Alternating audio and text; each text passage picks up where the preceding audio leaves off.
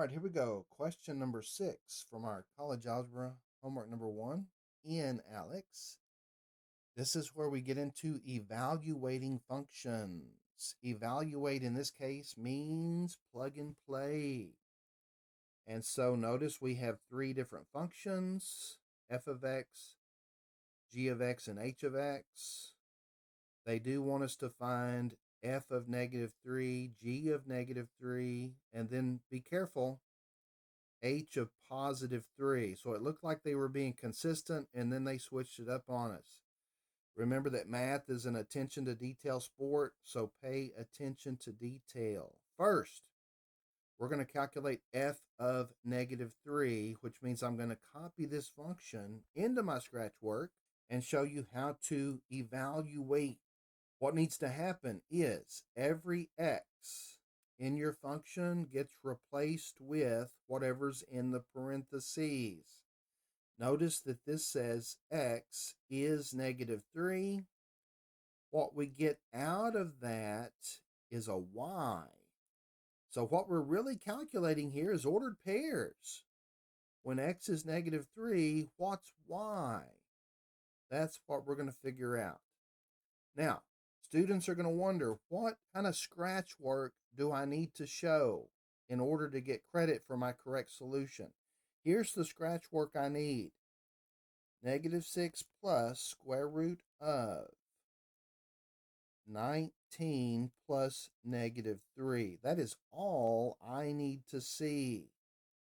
Write this down, showing your calculation, and then for God's sakes, use a calculator. Input that into your nice scientific calculator. You can say plus -3, or if you want, if you know that plus a negative actually makes minus, you can just say 19 minus 3. And then your calculator should work that out and give you the exact value. Real quick, notice that my solution was an integer. But let's say the -3 instead was a -4. Notice that my calculator will give the simplified radical answer, even if the square root doesn't square root perfectly. That's the advantage of having a nice scientific calculator. All right, so what was our previous answer? -2 should be the answer for this first part. Going back to our ALEKS, we're going to input -2 for our first answer. And now, just to save time, let's go through the button pushes for the other 2 problems. Notice that g of x is a fraction. So on our calculator, we can start with a fraction and say -2. Now, when you replace a letter with a negative number, it needs to go in parentheses. That's why I'm using a set of parentheses, replacing x with -3, and then putting a squared on it. Because notice it says -2x squared. So my -3 would need to be squared. And then -11. Move to the denominator. Don't forget your parentheses. -3 squared. If I hit equals, I've got my answer. And it will be in simplest form. My calculator will reduce fractions to lowest terms. -29 over 9.